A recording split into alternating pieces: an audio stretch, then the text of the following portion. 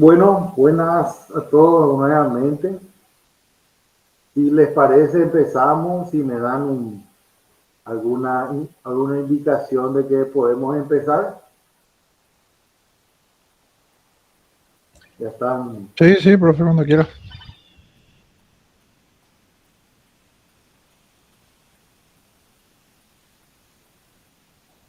Vale, empezamos entonces. Gracias por su. Bueno, este tema es la primera vez que presento en español. Presenté en una videoconferencia que tenía que hacerse en Salzburgo en forma presencial. Se hizo en forma virtual finalmente y presenté en inglés. Pero la presentación acá es un poco más extensa, o sea que tiene más láminas que en esa oportunidad. Entonces, pero el mismo artículo y la misma. Esto hicimos, como dijimos, en el 2019, pero el artículo recién se reprodujo, o sea, recién se hizo el artículo. El aprendizaje basado en problemas se aplicó en 2020 y 2021 en la pandemia. Pero el artículo, como sí recién hicimos el año pasado, 2024, a finales del año pasado. Entonces, eso es el detalle de este artículo. Aprovechando la pandemia del COVID-19 con aprendizaje basado en problemas.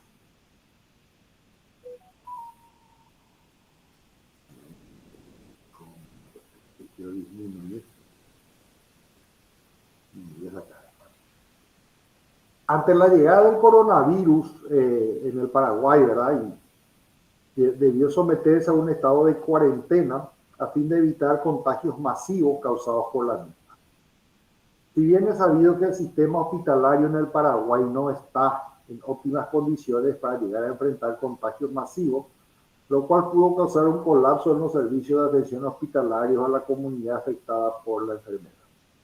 Paraguay ideó un plan de emergencia sanitaria, el cual consistió en la construcción de 2 hospitales de contingencia de materiales prefabricados que pudieron terminarse en el menor tiempo posible, que en este caso fueron 30 días, exclusivamente para llevar el seguimiento y tratamiento médico a las personas que lleguen a padecer síntomas del coronavirus.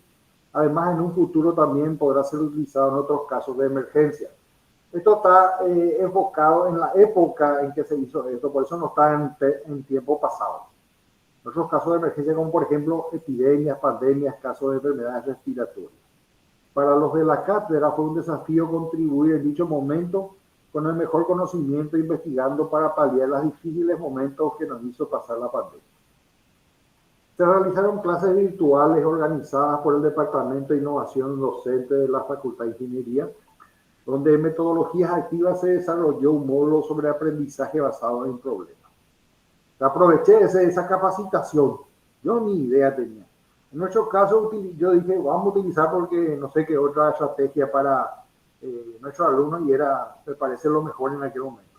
En nuestro caso, utilizamos el problema de los hospitales de contingencia y demás lugares de reunión que sean adecuados para la salud de la población afectada y que podría estar afectada.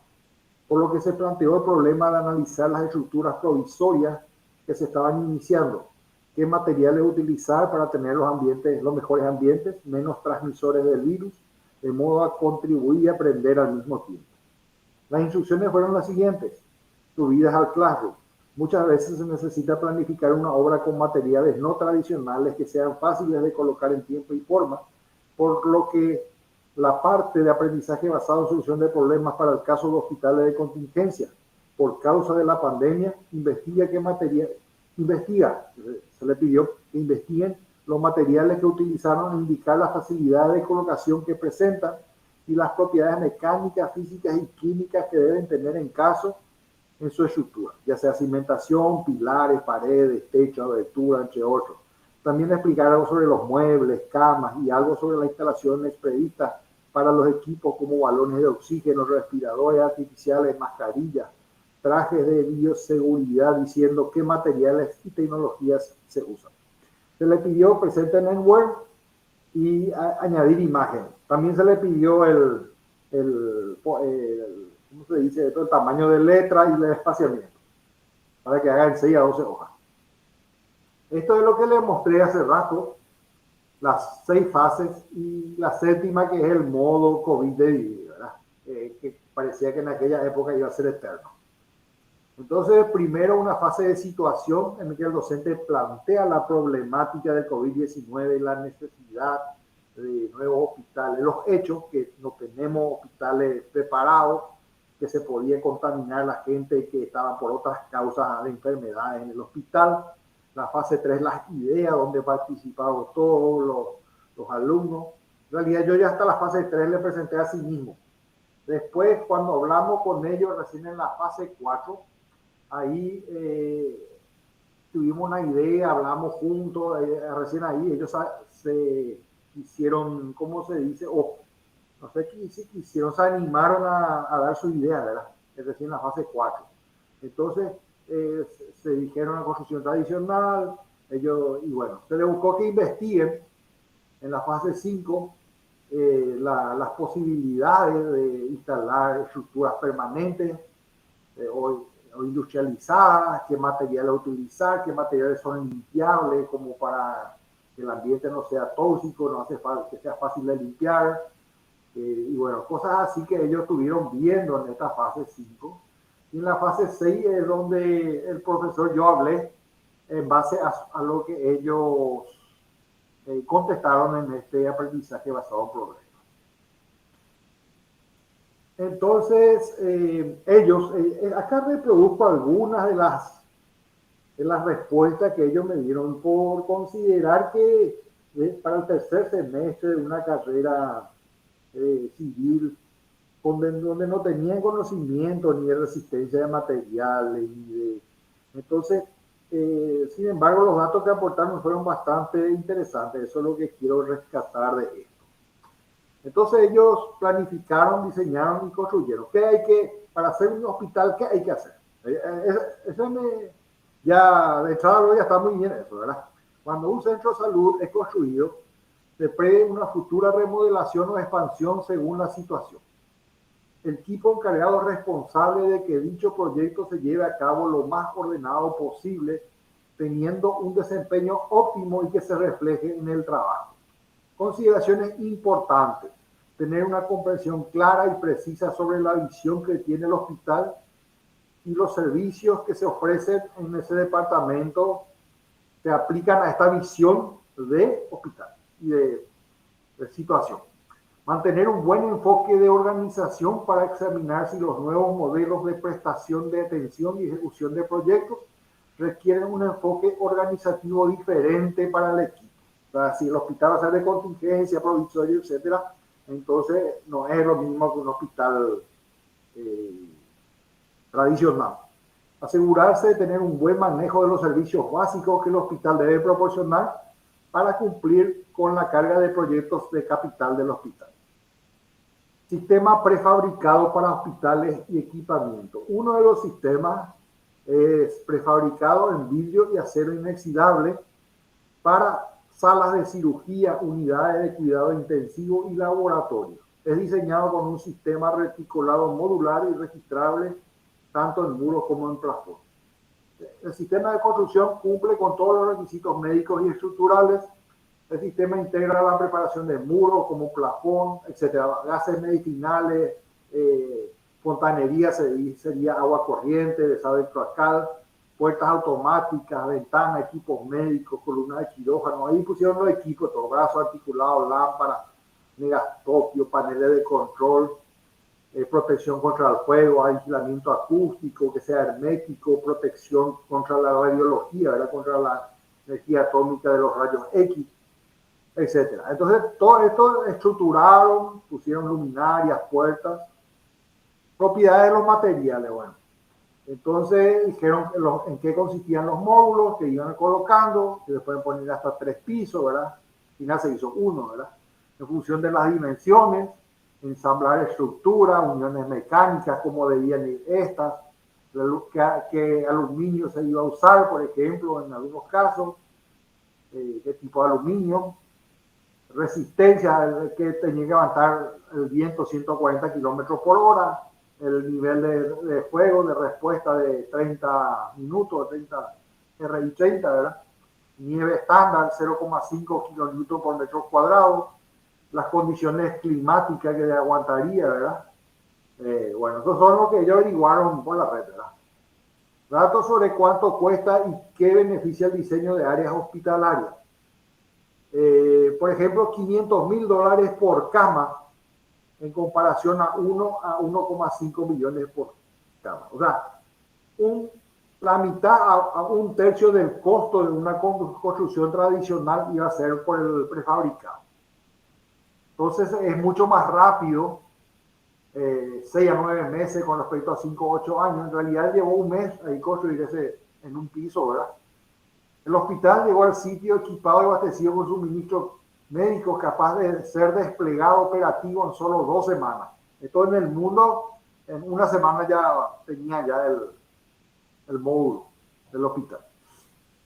Este tipo de construcción está diseñada por expertos y construida en entornos altamente especializados y controlados. Y bueno, así van explicando, tienen la capacidad de ser autosustentables, es decir, bueno, esto ya era bastante, ¿cómo se dice? Crear energía, eso ya era un poco gases medicinales, eso sí, eliminación de desechos, todo eso tener en cuenta. Alcantarillado también, tanque de agua. Son construidos los mejores pisos y superficies de grado hospitalario para facilitar el mantenimiento y requisitos de descontaminación. Impacto positivo. En la sociedad, sistema ecorresponsable. No obstante, como son materiales reutilizables, los residuos de la construcción, porque son materiales que se puede desmontar y volver a montar en otro lado. Entonces, eso es lo que rescataron ellos. Consideraciones generales: uso de equipo protector individual, EPI, o protección personal. Entonces describieron ahí los equipos, incluso hicieron imágenes de todo lo que necesitaban la gente del hospital, ¿verdad? Los que llegaban en contacto con el paciente. Materialidad: paredes, techos, cielos rasos y pisos. Materiales impermeables de fácil limpieza, resistente al desgaste, incombustible y sin emanar gases. Instalación sanitaria, provisión de agua fría y caliente, disposición de los residuos excretas, le llama acá. Instalación eléctrica, 220, los sistemas describieron todo, la ventilación, iluminación natural, acondicionamiento térmico y acústico, aire acondicionado frío-calor, a qué distancia el suelo debe ponerse, seguridad, sistema de detección y extinción de incendio, matafuego, alarmas, señalética. Voy a ver si no hay preguntas. Digo. Bueno, el módulo de emergencia.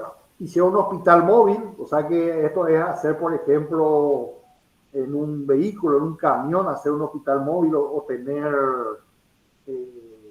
casas rodantes que se acoplen a camiones o vehículos para también módulo de emergencia. Todo esto se podía hacer. Esto es módulo de emergencia médica. Esto es lo que se planteó, esto es lo que se hizo acá en nuestro país. Acá se planteó 2 alternativas. Voy a retroceder esto.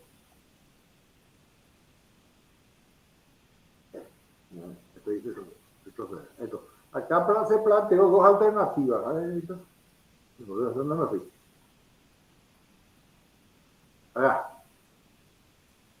O sea, en Paraguay, esto en el mundo, esto hicieron en China, tenían estos módulos ya preparados ahí para el hospital. Nosotros planeamos hacer esto con madera, pero al final salió esto con acero y aluminio. Las propiedades mecánicas de la cimentación, por ejemplo, fueron estudiando. Los materiales como yeso, por ejemplo, que podía haberse utilizado, ¿verdad? Los plásticos, el aluminio, el acero, qué requisitos, qué densidad tenía, porque importa el peso, también importa la limpieza. El piso de hormigón, por ejemplo, pulido, que se hizo, ¿verdad? Como acá se muestra, acá el piso de hormigón, el lugar donde van armando las paredes y los paneles que van colocando, después el techo. Y con eso, con las instalaciones todo propias que debe tener el hospital. En este caso es ¿cómo se llama esto? Que no es un panel, ¿cómo se llama? Tiene un nombre que di al comienzo que tiene ese sector del hospital. Pabellón, un pabellón.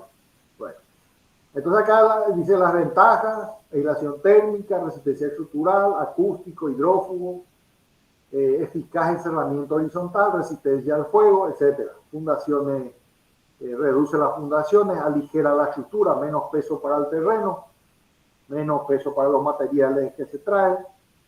Conductividad térmica, si deben considerar eso, los materiales se considera, si el material es aislante térmico, por qué espesor debe tener, resistencia a la difusión del agua, resistencia a productos químicos, propiedades mecánicas, como compresión, flexión, tracción, revestimiento, adhesivo y componente.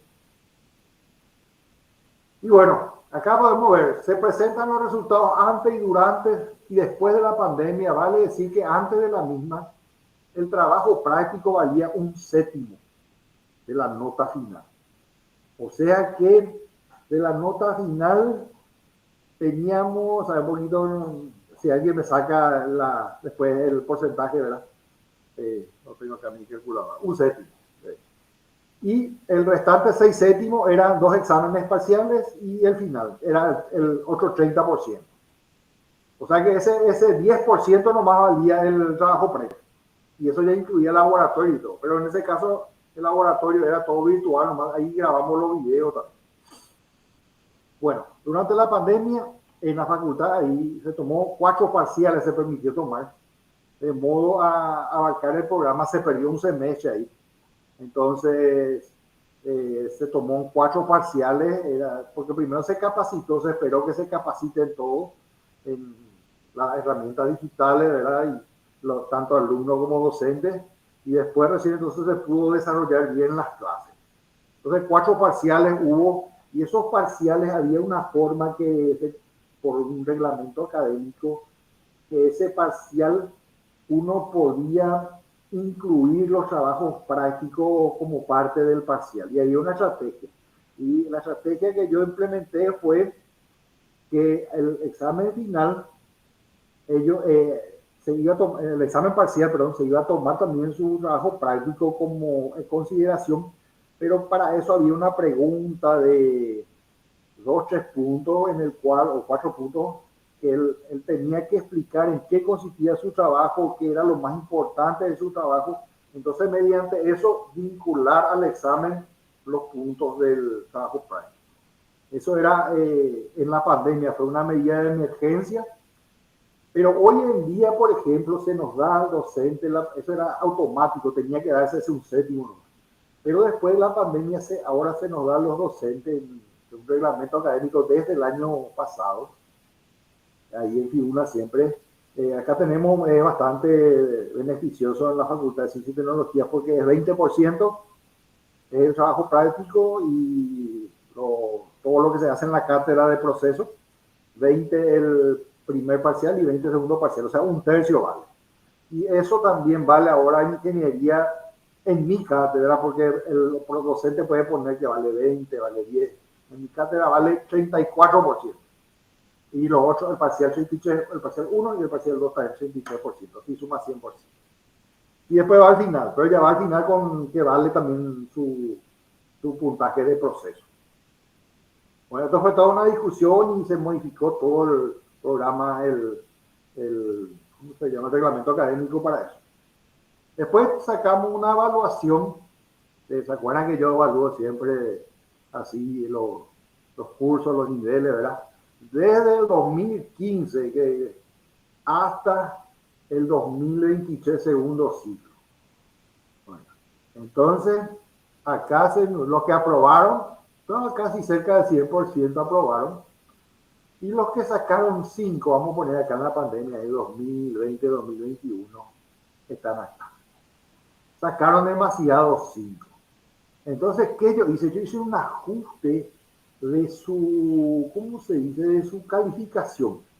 Porque demasiado 5 ya medio copian, o demasiado fácil era mi examen. Entonces uno tiene que ajustar su examen y este es una ayuda para eso, de manera que no vaya tan alto acá como a los 21 segundos ciclos y va bajando, va bajando. Después uno ajusta nuevamente de manera que tenga razonamiento. Hay alumnos excelentes y hay alumnos que no son tan excelentes, ¿verdad? Bueno, entonces uno tiene que lastimosamente diferenciar, ¿verdad? Es parte del proceso de evaluación. Y bueno, ahí es donde la evaluación dice, bueno, tiene que ser cualitativa y no cuantitativa. Entonces, entra el que prefiere dar cualitativamente, entra por las rúbricas, por ejemplo. Y muchas gracias por su atención. Vamos a ver qué pregunta surge acá del grupo. Marco, levantaste la mano.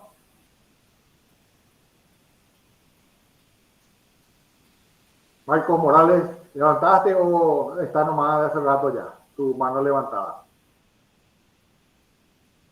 ¿Alguien, por favor, pregunta? ¿Me escuchan? ¿Me escuchan?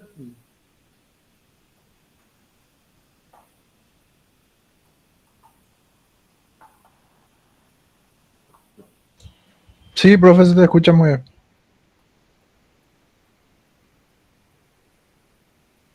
Ya está. Bueno. Y bueno, señores, les dejo con sus tareas. Gracias por su atención. He visto que muchos son nuevitos y quieren ingresar a la docencia y les felicito. Es una excelente carrera. Da mucha satisfacción. Económica, con el tiempo viene al comenzar, es más difícil. Siempre, cualquier profesión empezar es difícil, económicamente también. Pero es una profesión, si ustedes le dedican tiempo, atención, esfuerzo, van a poder llegar y después con eso salen a veces los trabajos profesionales también. Por ejemplo, yo fui laboratorista y trabajé mucho también en ensayos no destructivos de hormigón, evaluación de obras, de laboratorio, como le dije.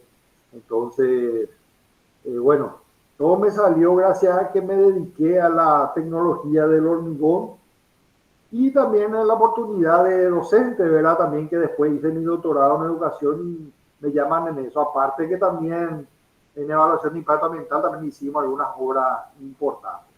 Bueno, más a decirle que está disponible mi libro y si quieren me hacen llegar, me escriben y les envío les dejo en la facultad, ustedes pueden transferirme, ¿verdad? Entonces le dejo a nombre de fulano en la secretaría, lo que sea, y podemos entregarle así el material.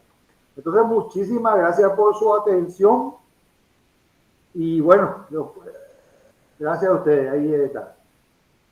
No anda mi micrófono, ya, gracias Marco. No anda tu micrófono, pero Gracias, está profesor. tu mano, ese es el problema. Ahí hay una manito ahí abajo que está en blanco. Debes tener que sacarle y para que no levante más tu mano. Ahí está. Y bueno, señores, muchísimas gracias. Volví virtual, creo que hace un año por ahí que no estoy virtual. Dale, profesora Viviana, ¿tenés algo? ¿O ya no está mal la profe Vivi? Bueno, muchas gracias. Éxito, nos encontramos, creo, oportunamente en agosto, más o menos, hay otro tema de evaluación. Así que adelante, esfuércense que van a lograr su objetivo. Gracias. No sabía que había profesores jóvenes que todavía no, o sea, que nos están enseñando todavía, pero éxito a todos. Yo sé que el tiempo invertido es muy útil. Muchas gracias, profesor. Buen fin de semana. Muchas gracias, profesor. Gracias. Gracias, profe. Gracias. Gracias, profe.